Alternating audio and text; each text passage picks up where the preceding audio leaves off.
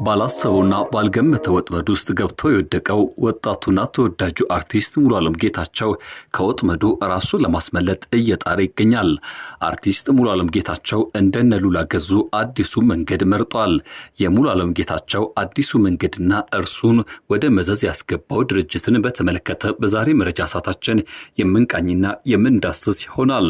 ከፌንቴክ ከፋው ሌላኛው ቅሌት የተገለጠበት የቴክሮስ ትሬዲንግ በጅማና በኦሮሚያ ከተሞች የተፈጠረው ሰሞንኛ ስጋትና የፌንቴክ መንገድን በዝርዝር ጉዳዮቻችን የምንቃኝ ይሆናል። ውድ ቤተሰቦቻችን ይህ ኢትዮ ግሎባል 360 ኒውስ ነው። በመረጃ ሰዓታችን የሙሉዓለም ጌታቸው ያልተጠበቀ መዘዝና ከድርጅቱ ጋር የገባበትን እሰጥ አገባ የምንቃኝና የምንዳስስ ይሆናል። የኋላ ኋላ ነገሮች ያላማሩትና ስጋት ላይ የጣሉት አርቲስቱ የራሱን መንገድ እንደመረጠ አስታውቋል። ይህም በተመለከተም እናነሳለን። ለቻናላችን አዲስ ከሆናችሁ ሰብስክራይብ እንድታደርጉ በአክብሮት እንጋብዛለን። ቪዲዮን ከወደዳችሁት ላይክ እንዲሁም ሼር በማድረግ ለሌሎች እንድታካፍሉ እየጋበዘን ወደ ዝርዝሩ ገባን። መልካም ቆይታም። ከፌንቴክ ከፋው ሌላኛው ቅሌት እየተገለጠ ይገኛል። ቴክሮስ ትሬዲንግ በጅማና በኦሮሚያ ከተሞች የፈጠረው ከፍተኛ ስጋትና አርቲስቱ ከድርጅቱ ጋር ከዚህ ቀደም ተዋውሎ የነበረውን የአምባሳደር ስምምነት በይፋ መቅደዱን የማስታወቁ ጉዳይ አነጋጋሪ ሆኗል። ሌላኛው ሄሎ ታክሲ ወይስ የፌንቴክ ዳግም ትንሣኤ መኪና እናስመጣላችኋለን በሚል ጣፋጭ የተስፋ ቃል በመንግስት መስሪያ ቤቶች ጥላ ስር ተሰግስጎ በመቶዎች የሚቆጠሩ ዜጎችን ገንዘብ እየሰበሰበ ያለው ቴክሮስ ትሬዲንግ አሁን ላይ የዚህ አወዛጋቢ ጉዞ ከአዲስ አበባ እስከ ጅማ ተዘርግቷል። ከአርሲ እስከ ሸገር የተዘረጋው ይህ ድርጅት በመንግስት ሹማምንት ድጋፍ ዜጎችን ተስፋ እየመዘበረ ነው ተብሏል።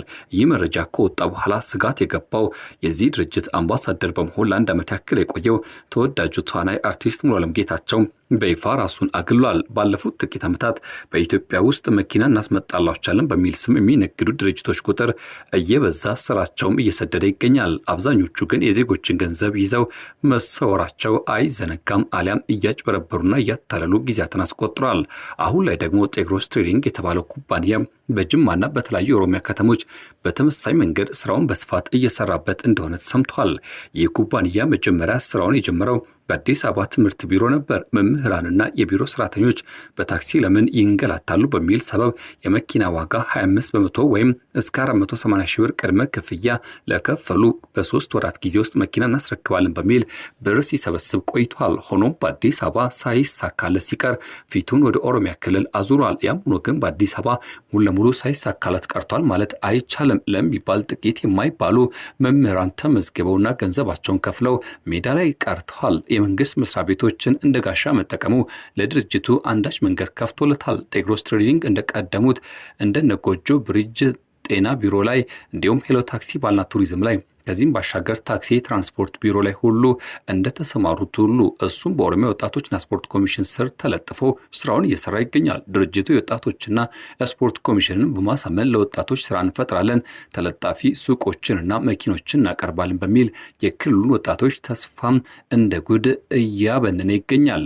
የጅማ ወቅታዊ ሁኔታ በተመለከተ አዲስ ጉዳይ ወጥቷል። በተለይም በጅማ ከተማ ድርጅቱ ባደረገው ቅስቀሳ በርካታ ሰዎች መኪና ለማግኘት 479 ሺህ ብር ወይም 25 ከመቶ ቅድመ ክፍያ መክፈላቸው ተሰምቶና ታውቋል። ከፍለው አሁንም በተስፋ ቢጠባበቁም ነገሩ የዋሽታ ሆኖ እንደቀረባቸው እየተነሳ ይገኛል።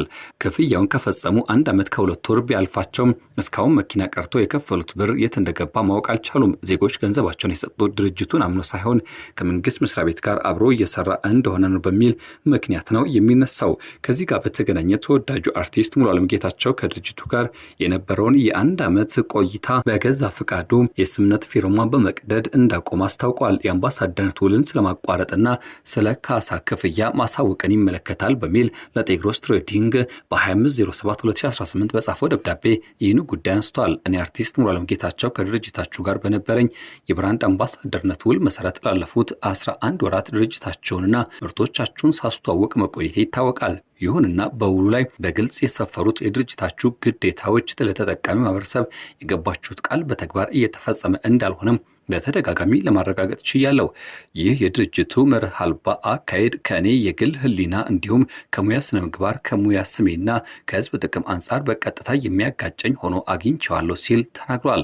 ከዚህ ቀደም አርቲስት ሉላ ገዙን ጨምሮ አምለሰት ሙጬና እንዲሁም ደግሞ እፀ ህይወት አበበ ከፌንቴክ ጋር መስራትን እንደማይፈልጉ ወይም ደግሞ ከጀመሩ በኋላ ነገሩ አላምር አልጥም ሲላቸው ውላቸውን እንዳቋረጡት እርሱም የነሱ መንገድ ተከተለም።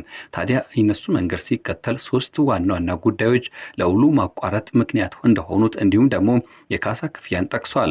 የመጀመሪያ ድርጅቱ የገባውን ቃል ባለመፈጸሙ ምክንያት በተዋዋልነው ውል መሰረት የውል ጥሰት ስለሚያስብለው ይህን መነሻ ማድረግ የብራንድ አምባሳደርነት ውሌን መጋቢት 25 ቀን 2018 ጀምሮ በይፋ ማቋረጤን አሳውቃለሁ ብሏል። የክፍያ ጥያቄን በተመለከተ ባለፉት ወራት ስሰራባቸው ለነበሩ ማስታወቂያ ስራዎች እስካሁን ምንም አይነት ክፍያ ያልተፈጸመልኝ በመሆኑ ድርጅቱ ያልተከፈለኝን የድካም ዋጋ በአስቸኳይ እንዲከፍለኝ እጠይቃለሁ ሲል ተደመጠም። በሶስተኛ ደረጃ ያስቀመጠው ጉዳይ የካሳ ጥያቄን የተመለከተ ሲሆን በድርጅቱ የአሰራር ጉድለት ምክንያት በስሜና በዝናዬ ላይ ለደረሰው ማህበራዊ ኪሳራ ተመጣጣኝ ካሳ የመጠየቅ መብቴ በሕግ የተጠበቀ መሆኑን አሳውቃለሁ ሲል ደብዳቤውን ጽፏል። በመሆኑም ከትላንት በስቲያ ማለትም በ25/07/2018 በጻፈው ደብዳቤ ድርጅቱ የእኔን ምስል፣ ድምፅ ወይም ደግሞ ስም ለማንኛውም ማስታወቂያ ስራ መጠቀም የማይችል መሆኑን አጥብቄ ያሳስባለሁ ሲል ሙሉዓለም ጌታቸው ፊርማ ያሰፈረበትን ደብዳቤ ለውሉ ማቋረጥ ምክንያት በማድረግ አስገብቷል። ታዲያ የእርሱ መንገድ መከተል በጊዜ ነገሮችን ባኖ ራሱን እንዲያድን ሊያደርገው ይችላል ተብሎ እየተነሳ ይገኛል። ያም ሆኖ ግን መጀመሪያውኑ በስምምነቱ ሁሉ መሰረት ድርጅቱን በማስተዋወቅ ሂደት ውስጥም የነበረው ሂደት እርሱ ላይ ተጠያቂነት ሊያመጣ ይችላል የሚሉ ሀሳቦች መነሳታቸው አልቀርም። በተለይም የዚህ ኩባንያ አካሄድ ልክ እንደቀደሙት እንደ ፊንቴክ እንደሚባሉ አጭበርባሪ ድርጅቶች ለቅሞ የመጥፋት ስልት እንደሆነ ብዙዎች ያነሱበት ሲሆን በአሁኑ ሰዓትም ድርጅቱ ከተለያዩ የኦሮሚያ ዞኖች ገንዘብ ሲሰበስብ ቆይቶ አሁን የመጨረሻ የመሳሪያ ሰዓት ላይ እንደሚገኝ ይገመታል። በመሆኑም በኦሮሚያ ወጣቶችና ስፖርት ኮሚሽን ውስጥ የሚሰሩ የስራ ኃላፊዎች ነገ ከዜጎች ለሚወጣው ቁጣና ክስ ተጠያቂ መሆናቸው አይቀሬ ነው ተብሏል። የኦሮሚያ ፖሊስ ኮሚሽን ይህ ድርጅት ዜጎችን ይዞ ገደል ሳይገባ በፊት አስፈላጊውን ክትትል እንዲያደርግም በርካቶች ጥሪያቸውን እያቀረቡ ይገኛሉ። እኛም ከዚህ ጉዳይ ጋር በተገናኘ የሚኖሩ አዳዲስ ጉዳዮችን ተከታትለን ወደ እናንተ የምናቀርብ ይሆናል። የዛሬ መረጃችንን ግን እዚህ ጋር እንቋጫለን።